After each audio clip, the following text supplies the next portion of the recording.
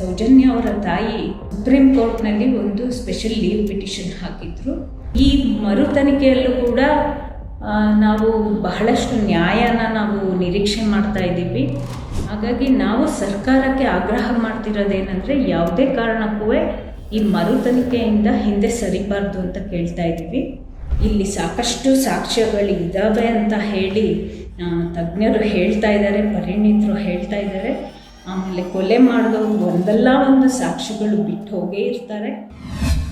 ಇಡೀ ರಾಜ್ಯವನ್ನು ತಲ್ಲಣಗೊಳಿಸಿದಂಥ ಸೌಜನ್ಯ ಅತ್ಯಾಚಾರ ಮತ್ತು ಕೊಲೆ ಪ್ರಕರಣ ಏನಿದೆ ಅದು 2012ರಲ್ಲಿ ನಡೆದಿತ್ತು. ಅದು ನಮಗೆಲ್ಲರಿಗೂ ಗೊತ್ತಿರುವಂಥ ವಿಷಯ.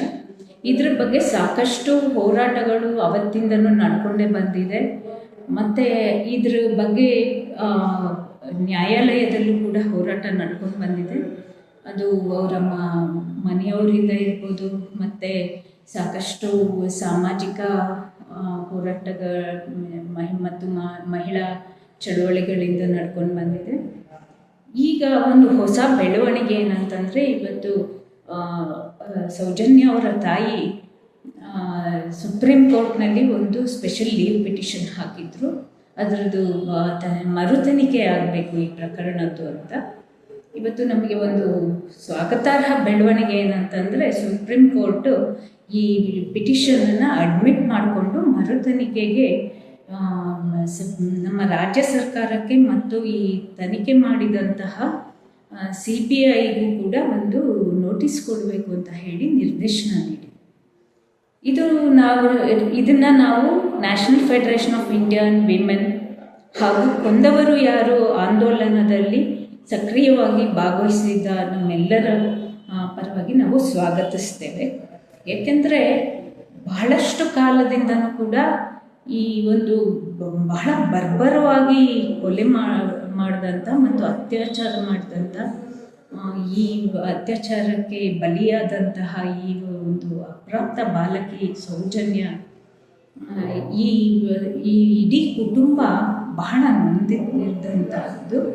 ಮತ್ತು ಬರೀ ಕುಟುಂಬ ಮಾತ್ರ ಅಲ್ಲ, ನಮ್ಮಂಥ ಎಲ್ಲ ಒಂದು ಮಾನವೀಯತೆ ಉಳ್ಳಂತಹ ಎಲ್ಲ ಜನ ಕೂಡ ಇದರಿಂದ ತಲ್ಲಣಗೊಂಡಿದ್ದು.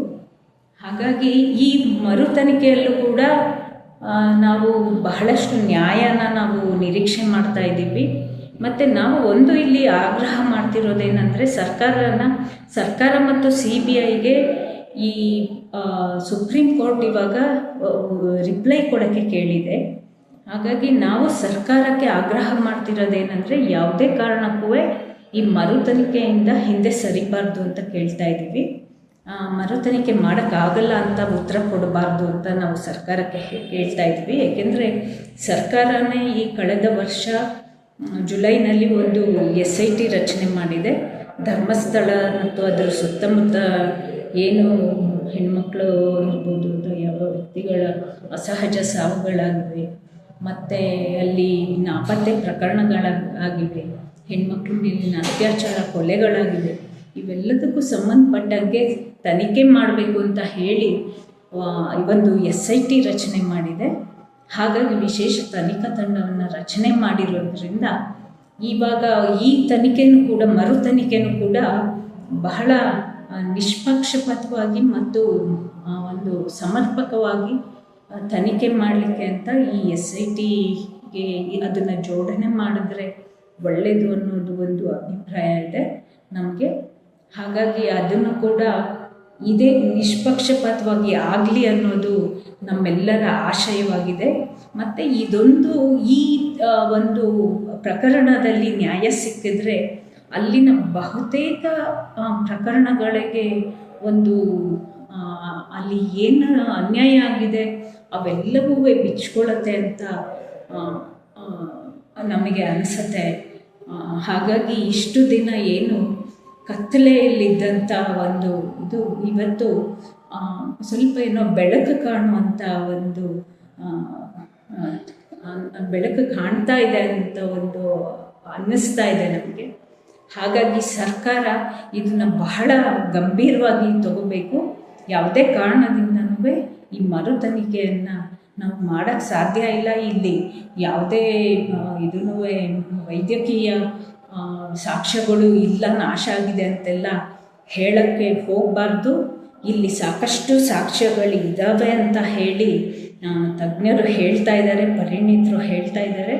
ಆಮೇಲೆ ಕೊಲೆ ಮಾಡಿದವರು ಒಂದಲ್ಲ ಒಂದು ಸಾಕ್ಷ್ಯಗಳು ಬಿಟ್ಟು ಹೋಗೇ ಇರ್ತಾರೆ. ಹಾಗಾಗಿ ಅದನ್ನು ತಜ್ಞರಿಗೆ ಬಿಟ್ಟು ಬಿಡಬೇಕು. ಅದನ್ನು ಈ ಮರುತನಿಖೆಗೆ ಸರ್ಕಾರ ಒಪ್ಪಿಗೆ ನೀಡಬೇಕು. ನಾವು ಮಾಡ್ತೀವಿ, ಮಾಡಿಸ್ತೀವಿ ಅಂತ ಹೇಳಬೇಕು ಅಂತ ಹೇಳಿ ನಾವು ಮಹಿಳೆಯರ ಪರವಾಗಿ ಮತ್ತು ಮಾನವೀಯತೆ ಉಳ್ಳ ಎಲ್ಲರ ಪರವಾಗಿ, ಹಾಗೆ national federation of Indian women ಪರವಾಗಿ ಸರ್ಕಾರಕ್ಕೆ ಆಗ್ರಹ ಮಾಡಿಕೊಳ್ತಾ ಇದ್ದೀವಿ. ಮತ್ತಷ್ಟು ವಿಶೇಷ ವಿಡಿಯೋಗಳನ್ನು ನೋಡಲು ಮತ್ತು ಹೊಸ ವಿಡಿಯೋಗಳ ಬಗ್ಗೆ ತಿಳಿಯಲು ಈ ದಿನ .com ಯೂಟ್ಯೂಬ್ ಚಾನೆಲ್ ಸಬ್ಸ್ಕ್ರೈಬ್ ಮಾಡಿ ಮತ್ತು ಬೆಲ್ ಐಕಾನ್ ಕ್ಲಿಕ್ ಮಾಡಿ.